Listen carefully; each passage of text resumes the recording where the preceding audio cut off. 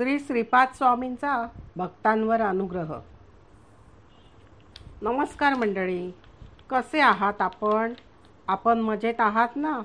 आपण मजेतच असाल, स्वस्थ असाल व मस्त असाल अशी अपेक्षा करून मी आपले माझ्या यूट्यूब चॅनलवर सहर्ष स्वागत करीत आहे. श्रोते हो, मी आपणास आज एक कथा सांगणार आहे. आपणास माझी कथा आवडल्यास लाईक व सबस्क्राईब करा ही नम्र विनंती. चला तर मग श्रोते हो, आपण कथा जाणून घेऊयात. एकदा श्री शंकर भट्ट व श्री श्रीपाद प्रभू कृष्णा नदीतून कुरुगड्डीकडे जात होते. त्या नावेमध्ये एक वेदशास्त्र पंडित बसले होते. इतर अस्पृश्य जातीच्या लोकांचा स्पर्श होऊ नये म्हणून ते एकटेच नावेतून जात होते. ते पंडित रविदासाला म्हणाले, मी महापंडित आहे आणि श्री श्रीपाद वल्लभ स्वामींकडे जात आहे. तेच तुला नावेचे भाडे देतील. हे ऐकून रविदासाने होकार दिला. नाव मार्ग आक्रमू लागली. बोलण्याच्या ओघामध्ये पंडिताला कळले की रविदासाला पौराणिक व ऐतिहासिक कथेंची काहीच माहिती नाही. तो पंडित म्हणाला, अरे रविदासा, तुला पुराण व इतिहासाचे काहीच ज्ञान नाही का? म्हणजे तू 3/4 जीवन वाया घालवलेस. रविदास त्याचे बोलणे ऐकून निराश झाला. रविदास हा तिरुमलदासांचा मुलगा आहे. तिरुमलदास परीट. नाव चालत असताना पाण्याचा वेग एकदम वाढला. त्या वेगाने त्या नावेस एक छिद्र पडले व त्यातून पाणी आत शिरू लागले. रविदास त्या पंडिताला म्हणाला, महाराज, आपणास पाण्यात पोहता येते का? पंडित म्हणाला, अरे रविदासा, मला तर पाण्यात पोहता येत नाही. रविदास म्हणाला, महाराज, मला तर पाण्यात चांगले पोहता येते. मात्र तुम्हाला पोहता येत नसल्याने तुमचे जीवन 100% व्यर्थ आहे. सारखे वाढत असलेले पाणी पाहून रविदासाने श्री श्रीपाद प्रभूंचे नाव घेऊन पाण्यात उडी मारण्याची तयारी केली. इतक्यात त्याला पाण्याच्या मध्यभागी एक दिव्य कांती दिसली. त्याने आदी अंत नसलेल्या श्रीपाद स्वामींचा महिमा वर्णन करणाऱ्या अनेक लीला व कथा ऐकल्या होत्या. रविदासाने त्या दिव्य कांतीस मनोभावे नमस्कार केला. नावेतील पाणी सारखे वाढू लागले होते. इतक्यात एक महाआश्चर्य घडले. एक अदृश्य हात त्या नावेतील पाणी बाहेर टाकीत होता. पाणी कमी झाले आणि नाव किनाऱ्याला पोचली आणि ते दोघेही श्रीपाद प्रभूंच्या दर्शनास आले. रविदास यापूर्वी कधीही प्रभूंच्या दर्शनास आला नव्हता. परंतु आज त्याने जेव्हा श्रीपाद स्वामींना नमस्कार केला तेव्हा त्यांनी प्रसन्न मुद्रेने स्मित हास्य केले. त्या पंडिताकडे मात्र दुर्लक्ष केले. शास्त्र चर्चा करण्यासाठी आलेल्या त्या पंडिताच्या मुखातून एक शब्दही निघेना. श्रीपाद प्रभू पंडितास म्हणाले, अरे पंडिता, तुला अहंकारामुळे योग्य काय व अयोग्य काय ते कळेनासे झाले आहे का? तू महापंडित असून सद्गुणांचा संचय करण्याऐवजी पापांचा साठाच करून ठेवलास. आपल्या सुशील पत्नीचा छळ करून राणीला आपल्या पतीपासून परावृत्त केलेस. त्यामुळे ती तुला सतत शाप देत आहे. तुझी भार्या एक सद्ब्राह्मणी असून मानसिक छळाने क्षोभित झाली आहे. हे सर्व पापकर्म केल्यावर तू माझ्याकडे कसा आकर्षित झालास? तुझ्या पत्रिकेमध्ये आज तुझा मृत्यू दिन आहे आणि आजपासून मी तुला 3 वर्षाचे आयुष्य वाढवून देत आहे. तू तुझे दुर्वर्तन विसरून चांगले आचरण कर. तू एक पंडित आहेस यात शंकाच नाही. तुझ्या विद्वत्तेचे प्रात्यक्षिक दाखवतो. दाखवतो का? 3 वर्षाचे आयुष्य परत करतोस.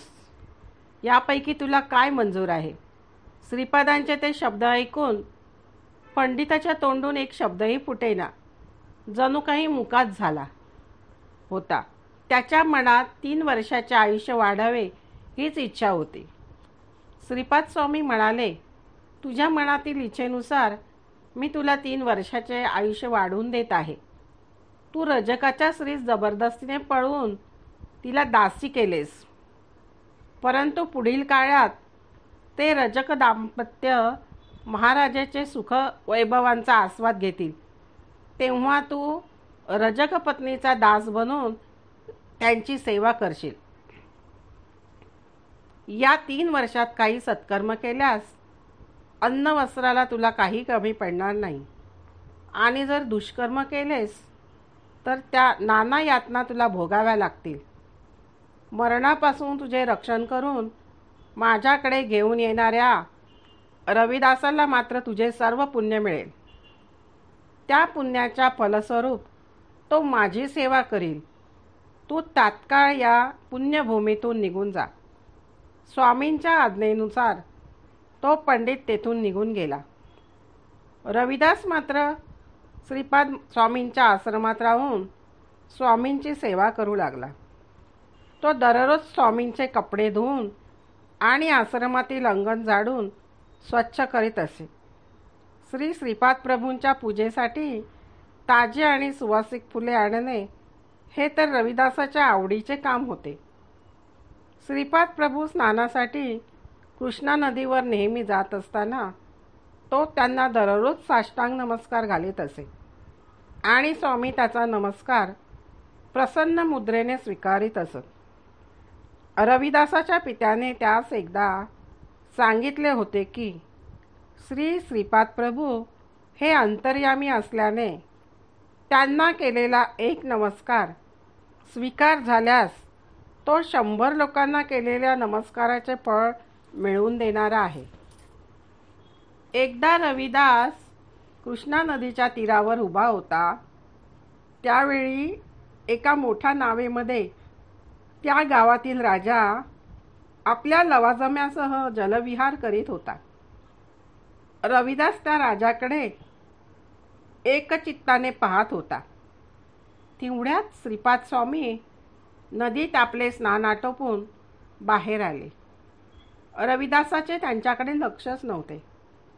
स्वामींनी त्याच्या खांद्यावर हात ठेवून प्रेमाने विचारले, काय पाहत आहेस रे रजका? त्यांच्या मधुर वाणीने रविदास एकदम गोंधळला व स्वतःला सावरत स्वामींना त्याने साष्टांग नमस्कार घातला. स्वामी म्हणाले, त्या राजाच्या वैभवाकडे पाहत होतास ना तू? रविदासाने होकारार्थी मान हलविली. ते पुढे म्हणाले, तुला राजा व्हायची इच्छा आहे ना? तू पुढच्या जन्मी विदुरा नगरीचा राजा होशील. सध्याचे ते बिदर आहे. त्याच वेळी नरसिंह सरस्वती रूपामध्ये मी तुला दर्शन देईल. तेव्हा रविदास म्हणाला, प्रभो, मला राजा होण्याची इच्छा आहे, परंतु आपल्या चरणाची सेवा मला सदैव मिळावी. स्वामींनी रविदासाची ती इच्छा पूर्ण केली. तो मृत्यूनंतर यवन कुळात जन्मला व यथाकाली विदुला नगरीचा राजा झाला.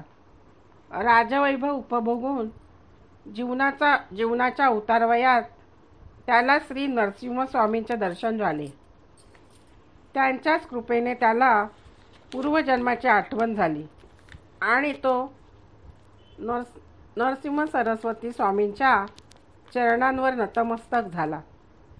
त्याने स्वामींना आपल्या राजधानीत नेऊन त्यांचा यथोचित सन्मान केला.